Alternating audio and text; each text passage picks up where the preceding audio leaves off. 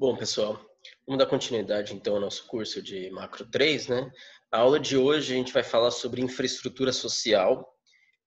Talvez o nome seja um pouco estranho e pouco relacionado com o que muito de vocês já viram, mas na verdade não é muito diferente de uma discussão. A maior parte de vocês já teve o curso de Economia das Instituições, né? Economia institucional, e é um tanto quanto relacionado, embora seja uma visão muito mais ligada à visão neoclássica, à visão tradicional, mais tradicional da economia. Bom, eu vou compartilhar a tela com vocês aqui. A aula de hoje ela vai se dividir em duas partes, sendo que a primeira a gente vai falar propriamente do que é essa infraestrutura social. Então, hoje a gente está na quinta aula aqui, né, do nosso curso, essa aula 5, mas ela vai ser dividida em duas partes, sendo que a primeira parte eu vou falar muito mais sobre o que é, em termos gerais, a infraestrutura social, como a gente pode entendê-la e como que a gente pode se relacionar a ela à discussão sobre desenvolvimento econômico. Na segunda parte, eu vou apresentar uma visão mais empírica da coisa, mostrar para vocês quais são as frentes de trabalho que têm se destacado nesse sentido. Aliás, essa é uma literatura que tem ganhado muito peso nos últimos anos, inclusive peso ganhando até Nobel de Economia, né? A gente vai ver isso.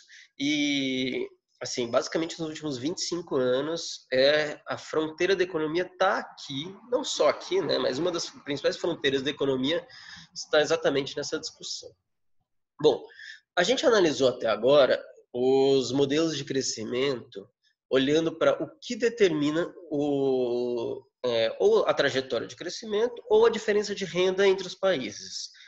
Os modelos que a gente viu, o modelo AK, foi o último, né, na última aula, o modelo de Solon, o modelo com capital humano, que foi desenvolvido em 92 pelo Mann, o Wells, né, e o modelo do Homer, ou o modelo schumpeteriano, eles tinham uma preocupação com as causas imediatas do crescimento.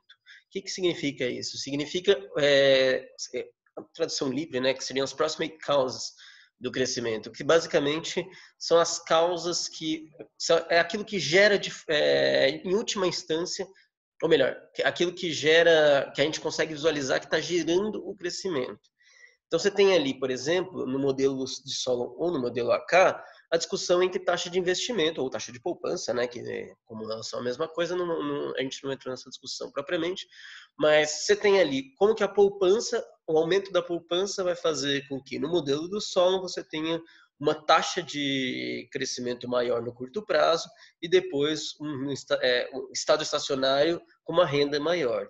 E no modelo AK, como que isso explica, como que essa taxa de poupança explica a diferença de crescimento entre os países. Então, não só a diferença de renda, mas a própria diferença de crescimento. O modelo com capital humano, ele olha para um outro tipo de investimento, que é o investimento em educação. Não deixa de ser um tipo de investimento, olhando em última análise, se você vai dedicar, ao invés de ser recursos, ou até pode ser recursos, mas você vai dedicar o tempo das pessoas para estarem estudando, ao invés de estarem trabalhando, produzindo bens finais, seria o caso final ali, né, do objetivo de uma economia, mas você pode colocar as pessoas para trabalhar e isso vai fazer com que, embora isso tenha um custo no começo, que é menos pessoas trabalhando, tem um ganho muito grande no final, que aí você tem que avaliar o custo-benefício desse ganho a partir do quanto aumenta a produtividade do trabalhador. Lógico, existem muitos outros ganhos, por exemplo, de você aumentar a escolaridade, a gente não entra nessa discussão. O modelo do Homer ou o modelo schumpeteriano também olham para isso. Então, você está olhando para uma parcela, qual que deve ser a parcela de pessoas ou de capital, né, no modelo mais sofisticado, destinado a investimento em tecnologia. Todos eles estão tentando entender como que mais investimento, seja em capital humano, seja em investimento fixo, né, máquinas, equipamentos, infraestrutura, ou em tecnologia, geram crescimento. Bom, mas o que determina a decisão de investir das empresas? O porquê que as empresas investem mais ou menos em capital humano? Por que não só das empresas, né, das pessoas, o que faz com que elas decidam investir mais ou menos em escolaridade, da escolaridade delas? Alguns modelos muito próximos desses, que dão base, vamos dizer, microfundamentam os modelos de solo, o modelo AK, o modelo de Homer. Na verdade, o modelo de Homer já é microfundamentado, né? E o modelo AK também, mas o Ramsey e o Diamond, eles fazem o que seria, vamos dizer, a microfundamentação do modelo de Solon. Eles falam, imagine que você tem um agente representativo, no caso do Ramsey. No caso do Diamond, imagine que você tem agentes representativos, né, que seria, vamos dizer, um agente que representa toda a sociedade, mas com... eles vão colocando alguns temperos, vamos dizer assim, por exemplo, períodos infinitos de tempo, gerações, overlapping generation, né? Gerações sobrepostas. Eles vão colocando isso para tentar entender o que faz com que as empresas ou pessoas invistam ou em capital humano, tecnologia ou em máquinas e equipamentos.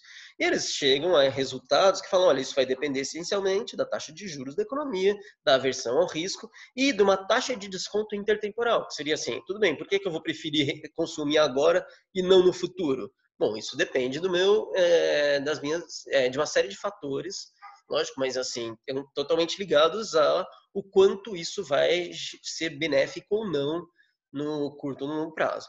Mas eles não explicam o que está por trás disso, né? Mesmo esses modelos do Ramsey e Diamond, ou os modelos aqui, modelo AK, capital humano, eles não explicam o que está por trás dessa taxa de desconto, das incertezas que fazem que você tenha maior ou menor aversão ao risco.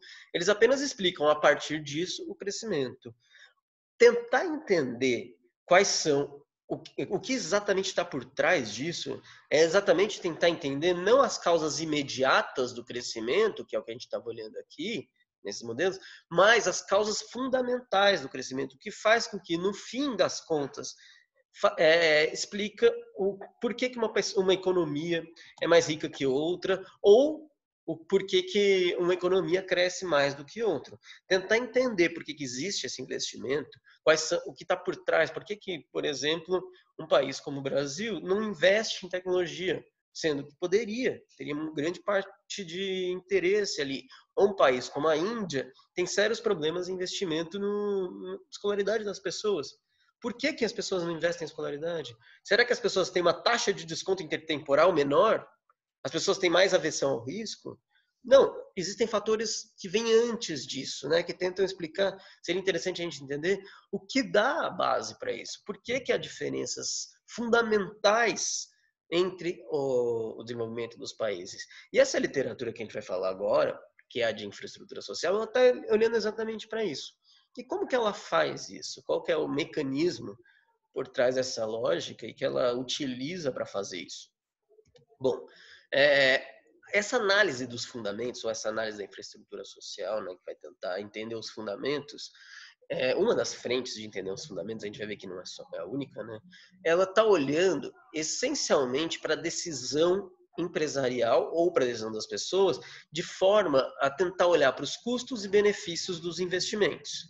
Então, eu vou realizar um investimento em educação, em saúde, em tecnologia. Eu tenho que olhar para os custos. O que seriam os custos? Tem um monte de custos que eu vou ter, custos fixos, vamos dizer, de entrada naquele investimento, e vou ter que olhar para as receitas posteriores desses investimentos. Vou ter que olhar para o quanto que ele está gerando de benefício social no longo prazo, né? Então, social ou privado, né? Então, você tem aí, você pode colocar os dois, o governo vai tentar, o setor público vai tentar fazer com que o investimento privado maximize o investimento social, desculpa, o bem-estar social. Então você vai ter aí uma análise essencialmente baseada nessa discussão. Bom, o que seriam então, e a gente vai chamar de F, os custos, e F porque são custos fixos, custos de entrada, de uma empresa ou de uma pessoa? Bom, tem os custos, obviamente, com o investimento propriamente dito, então você vai ter que comprar máquinas, vai ter que comprar, vai ter que montar uma infraestrutura ali de construir um edifício para você produzir, ou comprar um edifício, comprar um terreno, esses seriam custos capital, né? Mas existem custos menos tangíveis. Por exemplo, a gente tem aí a obtenção de autorização. Você precisa, essencialmente, você vai ter que fazer, para começar a produzir alguma coisa, você vai ter que ter uma autorização para fazer aquilo. Você vai ter que também olhar para todos os fornecedores seus, você vai ter que fazer todos os contratos de fornecimento, tentar entender quem é quem, tentar fazer todo, tem todo um custo ali para tentar entender a lógica de funcionamento daquilo, tentar entender todas as burocracias dentro daquele sistema para você conseguir essa autorização ou seus fornecedores, né? Então, por exemplo, o custo é muito claro aqui no Brasil, a gente tem custo de abertura e fechamento de empresas. Isso é, vamos dizer assim, um custo para se começar um negócio. E também não deixa de ser, lógico, você tem que considerar isso, ponderar a possibilidade de ter que fechar como um custo também. E isso pode fazer com que mais ou menos empresas venham para cá. Pode fazer com que mais ou menos pessoas abram empresas, comecem um negócio, né? Por outro lado, você tem os ganhos. O que seriam os ganhos? A gente vai resumir aqui esse PI como todos os ganhos futuros trazidos ao valor presente. O que seria isso? Você desconta os juros, a taxa de juros corrente, para poder olhar e falar, olha, hoje, sim, eu vou ganhar 10 hoje, 10 amanhã, 10 depois de amanhã, 10 até infinito, eu não posso somar esses 10. Eu tenho que considerar o custo de oportunidade desses 10, né? Então, assim, você pode pegar uma taxa de juros, colocar ali um fator de risco. Isso daí te dá o valor presente do seu, do seu investimento, né? Então, assim, vamos dizer, dos ganhos do seu investimento. Então, você tem, por um lado, os custos de entrada e, por outro lado, os ganhos a valor presente, quanto que aquilo vai te render no futuro. Você compara essas duas coisas e, lógico, dado uma taxa interna de retorno que você considera razoável, você vai investir ou não. Essencialmente, a decisão de investir vai ser, então, o seguinte, bem sistematizando, bem simplificadamente. Você vai olhar para as receitas futuras a valor presente, considerando os riscos, né, desse negócio, e vai comparar com os custos que você vai ter hoje para abrir esse negócio. Para começar, por exemplo, uma subsidiária que vem investir no seu país. Bom, você vai olhar para os custos de se investir nesse país e olhar para o retorno que você vai ter nesse país. Você vai comparar os dois. Se for maior o retorno do que o custo, você investe. Maior ou igual, né? Vamos dizer assim. Se for menor, você não investe, óbvio. Então, o centro da discussão passa a ser comparar esse custo fixo com esse retorno ao valor presente. No lado da empresa, isso parece um tanto quanto óbvio, mas você pode fazer isso por diversas frentes. Você não precisa olhar só para uma decisão de investimento propriamente dita, que seria começar a produzir. Você pode olhar para um projeto de inovação. Eu vou realizar uma inovação, vou começar a investir numa inovação. Eu sei lá do modelo schumpeteriano que eu tenho uma probabilidade de ter que aquilo dê certo ou não. Ou do modelo do Homer, eu sei que aquilo vai dar certo ou não, conforme a quantidade de trabalho que eu coloco nessa inovação. Se aquilo vai gerar aumento de produtividade ou não. Então, eu vou decidir por um projeto de inovação com base nisso ou com base naquilo, com base no custo e com base no custo inicial, né? E com base nos retornos futuros. Mas vale também para adquirir competências, né? Então, se pensar ali capital humano, que seria se adquirir competências, ou investimento em saúde, você vai olhar para os retornos daquilo, vai comparar com os custos e vai, olha, realmente aquilo vale a pena economicamente e, portanto, eu vou fazer um investimento desse. Eu vou fazer um investimento, sei lá, um curso técnico no Senai sei lá, de eletrônica. Vale a pena? Às vezes vale, às vezes não vale. Eu tenho que comparar o custo de se fazer isso com os retornos que eu vou ter futuros com relação a isso. Bom, só que a gente tem que discutir então o que está por trás desses custos e o que está por trás desses retornos. Basicamente, essa é a discussão que se faz quando a gente olha para a infraestrutura social. A gente está olhando para a infraestrutura social, ela vai ser aquilo que vai me dar esses custos e esses retornos. Bom, pela ótica dos custos, a gente tem que olhar para a lógica de implementação de, por exemplo, uma subsidiária, de um projeto um projeto de inovação, ou um projeto educacional. Não sei, você quer fazer um curso lá, você vai olhar para os vários passos necessários. Para fazer um projeto, pensando numa empresa, ela vai fazer um projeto de inovação ou vai fazer um projeto de um investimento propriamente dito, ela vai ter uma série de interações com governos locais, Então, vai ter que conversar com prefeitos, vai ter que conversar com... se for um grande investimento, lógico, né? Se for um pequeno investimento, vai ser talvez até maior a interação, mas não necessariamente com um prefeito. Mas você vai ter que se relacionar ali, vai ter que, uma hora ou outra, vai ter que combinar o seu negócio e ver se isso vale a pena ou não, discutir, conseguir, o que a gente estava falando das autorizações, você vai ter que garantir uma autorização. Se aquilo for um processo totalmente institucionalizado, é muito mais fácil de você conseguir, porque você já sabe quais são os caminhos. Se você tiver umas burocracias no meio, tiver algumas dificuldades no meio, tiver que fazer alguns lobbies no meio, essa coisa vai ficando cada vez mais difícil. Então, esse tipo de interação, ele pode ser, inclusive, um limitante a um grande projeto, né? Por quê? Porque você vai ter ali, você olha para aquilo e fala, não, o custo é muito maior do que eu imaginava. Eu vou ter todo um gasto ali, com propina, com não sei o que, você sabe que você vai ter. Bom, isso aí pode frear, em grande medida, qualquer forma de investimento. Ou até, se os fornecedores não são organizados, então você tem ali... você não sabe se vai ter o fornecedor ou não. Tudo isso pode, de alguma forma, frear o seu investimento. Os países avançados, eles tendem a ter, né, obviamente, um ambiente de negócios mais, vamos dizer assim, mais adequado a esse tipo de coisa.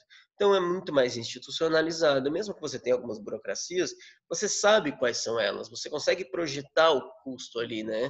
Você consegue saber exatamente qual seriam essas, vamos dizer assim, não necessariamente as propinas, mas assim, vamos dizer, os custos não imediatos do projeto, os custos para além do próprio investimento. Porque imagina-se que o investimento em si tanto faz, né? Ele vai ser feito com máquinas estrangeiras, talvez você coloca ali o custo capital, taxa de câmbio, alguma coisinha ali, mas você tem algum custo ali local, você vai ter que arcar, mas também você vai ter o seu retorno. Bom, nesses países mais desenvolvidos, essas preocupações que a gente falou que pode ser um limitante, elas são bem restritas, elas não são assim tão relevantes. Já num país menos desenvolvido, você tem uma série de incertezas quanto a uma série de coisas. Você tem uma série de problemas com relação à possibilidade de... Você não sabe se você vai conseguir autorização ou não. Você pode chegar ali na frente, você achou que tinha conseguido autorização, você esbarra numa nova exigência, provavelmente vão tentar extrair o máximo da sua... se não for, obviamente, bem institucionalizado as coisas, vão extrair o máximo do seu, vamos dizer, do seu lucro nesse primeiro momento. Vão te tirar tudo, afinal de contas, você não tem institucionalidade nenhuma, né? Você não tem uma coisa muito bem organizada ali, né? Então você tem muito mais... Esses custos fixos para se começar um projeto acabam sendo muito maiores nesses países menos desenvolvidos. E a ideia de infraestrutura social é tentar entender por que exatamente um dos fatores, né? Tentar entender por que esses elevados custos representados pelo F, né? Que a gente viu na equação anterior, representados pelo F, porque eles fazem com que você não invista, por exemplo, em capital fixo, não invista, por exemplo, em inovação, não invista, por exemplo, na melhora da qualidade do capital humano. Você não faz um grande investimento em capital humano porque você tem uma série de custos imediatos ali no curto prazo. Mas, no longo prazo, você também tem outros problemas.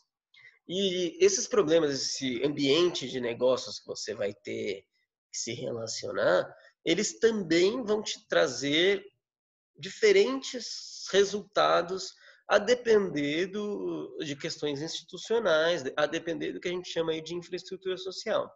Primeiro, você tem uma questão que é o tamanho do mercado. Quanto maior for o mercado, mais provável que você vai investir nesse lugar. Por quê? Porque você tem ganhos de escala, pela lógica da firma. As firmas grandes, elas precisam de escala. Então, o acesso, e aí o mercado relevante é relevante, né? O mercado relevante é relevante. A gente tem que analisar um mercado relevante. Então, você tem ali, por exemplo, é um exemplo que o Jones dá no livro dele, a Microsoft, que ela se instalou em Seattle.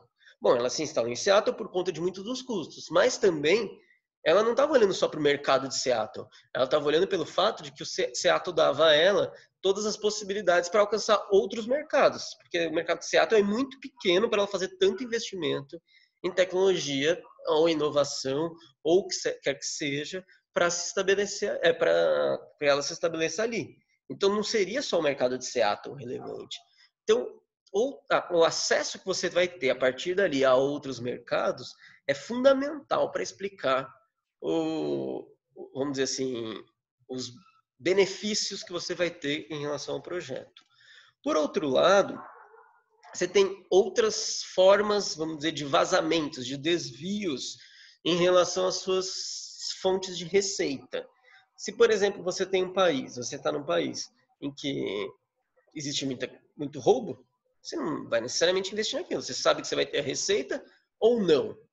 Se você tiver muito roubo, provavelmente você vai ter que pagar uma proteção, né? Pagar um seguro.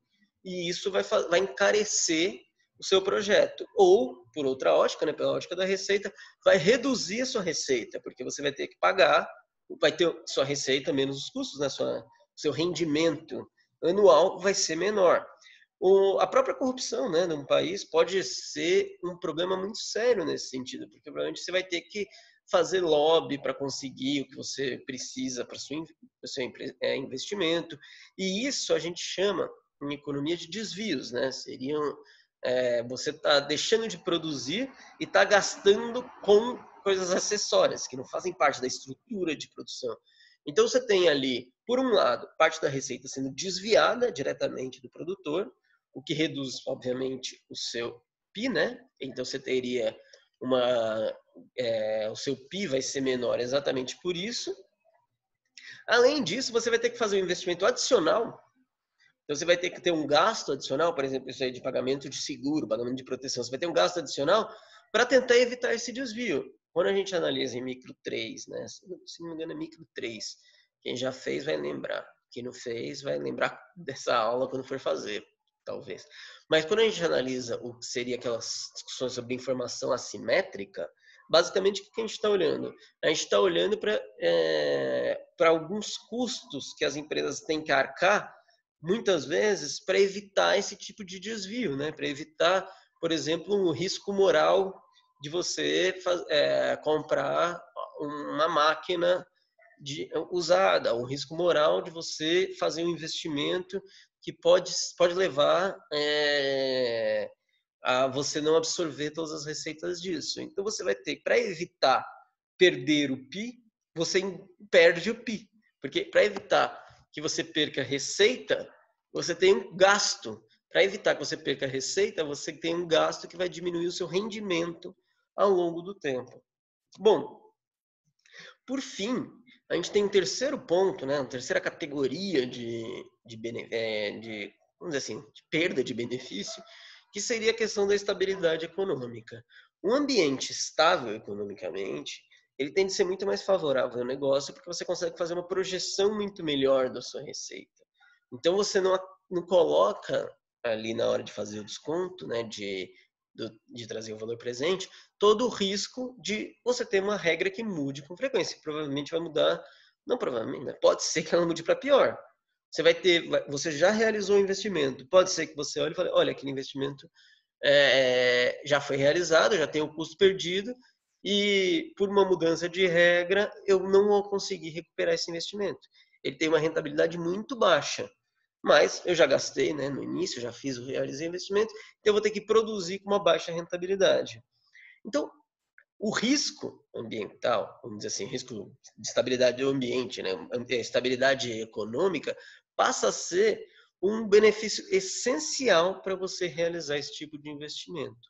Qual que é a lógica dessa discussão? A lógica é que você tem os custos e os benefícios e já chegando aqui no nosso resumo dessa primeira parte, foi mais curtinha e a segunda parte também vai ser mais curtinha, porque a ideia é que a gente tem essas duas aulas muito mais para discutir, né? Muito mais espaço para discutir. Já chegando aqui nessa parte do resumo, a ideia é que essa infraestrutura social, essa dimensão de infraestrutura social, ela é uma dimensão muito importante para explicar essencialmente por que alguns investimentos não são realizados. Se a gente olhasse só para as causas imediatas, né, que seria aquela análise do Homer, do próprio Lucas, né, que a gente não chegou a trabalhar, mas ele faz um modelo parecido com o do Homer, mais para capital humano. O modelo do Mankell para capital humano. Se a gente olha para o modelo do Solon, o modelo AK, todos esses modelos, eles estão olhando para as causas imediatas. Talvez alguns já olhem um pouco mais a fundo, tentem entender a discussão sobre, por exemplo, direitos de propriedade como uma das causas fundamentais. Mas eles olham para isso e falam, olha, tudo bem, você tem ali a causa fundamental, mas eu estou preocupado em saber como que o aumento do investimento, por exemplo, em tecnologia, vai fazer com que a minha economia invista mais ou menos em tecnologia. Desculpa, é isso. O aumento do investimento em tecnologia vai fazer com que a minha economia cresça mais ou menos, ou chegue num nível de renda maior ou menor. Isso com capital humano, isso com tecnologia, isso e não menos importante no modelo AK, com a taxa de investimento fixo. Então, a própria decisão de investimento em bens de capital, máquinas, equipamentos, são todas causas imediatas.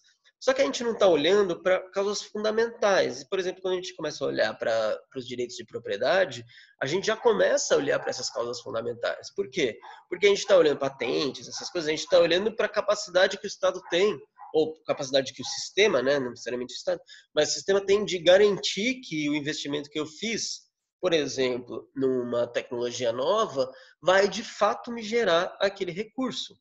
Então, quando a gente olha para essas causas fundamentais, a gente está olhando essencialmente para o que está por trás dessa taxa de poupança, dessa taxa de investimento em inovação, dessa parcela de pessoas que eu vou destinar à inovação, pelo tempo que eu vou destinar, que as pessoas vão destinar, ou que o governo vai dar incentivo para as pessoas investirem em capital humano, em qualificação. Tudo isso está ligado exatamente às causas fundamentais, porque eu quero saber o que está por trás dessas taxas. O que está por trás da taxa de desconto, que a gente olhava lá no modelo do Ramsey e do Diamond, o que está por trás da aversão ao risco. A gente está olhando o que está por trás disso.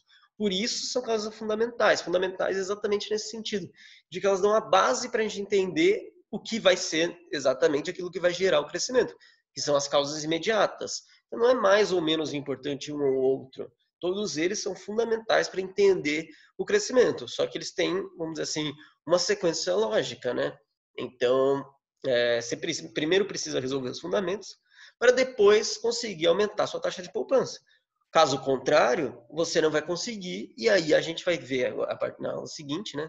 Que a gente vai olhar para questões mais empíricas, você vai ter problemas muito sérios de gerar desenvolvimento. Bom, para fazer isso, a gente tem que olhar para dois pontos. A decisão de investimento é uma decisão de custo-benefício, então ela tem que olhar para o custo do investimento, então para todos os custos tangíveis e intangíveis necessários para a realização daquele investimento. Então, lógico, custo com máquinas, custo com equipamentos, custo com instalações, custo com royalties, muitas vezes que você vai ter que pagar, né? E por outro lado, você vai ter que olhar também para todos os custos intangíveis, que seriam aqueles custos que não estariam ali explícitos na decisão imediata de investimento, mas que também estão essencialmente nas causas fundamentais. Você vai ter que olhar, somar eles, por exemplo, os custos que você vai ter com autorizações governamentais para produzir aquilo. Pode ser autorizações ambientais, e aí você vai ponderar e falar, tudo bem, aquele país lá não tem autorização ambiental nenhuma, mas daí eu começo a produzir, ele vai lá e me multa. Isso é vamos dizer assim, eu tenho um baixo custo de investimento, mas a chance de eu ter uma perda de receita é muito grande. Então eu tenho que olhar para essas duas frentes. Eu tenho que olhar para a decisão, para os custos, né? E tem que olhar também para a receita. E a receita aí descontada, obviamente, dos custos de produção. Seria assim, para quem está mais dentro do meio, fazer análise de Project Finance, essas coisas, você vai ter o OPEX e o CAPEX. O OPEX é o custo de operação e o CAPEX é o custo de investimento inicial, né? Então você vai ter ali um custo de capital mais todos os outros custos intangíveis, isso estaria no seu CAPEX. E o OPEX é o quanto você vai ter, vamos dizer, lógico, o custo de operação, mas você também tem a receita. a sua receita ela vai ter alguns desvios ou não, dependendo do país que você está. Você vai ter mais ou menos certeza com relação ao que você vai adquirir, dependendo, obviamente, do ambiente de negócios desse país. E por isso que avaliar todas essas coisas conjuntamente é tão importante para a gente entender por que você aumenta ou reduz a taxa de investimento, tanto em inovação, quanto em capital humano, quanto em capital fixo propriamente dito.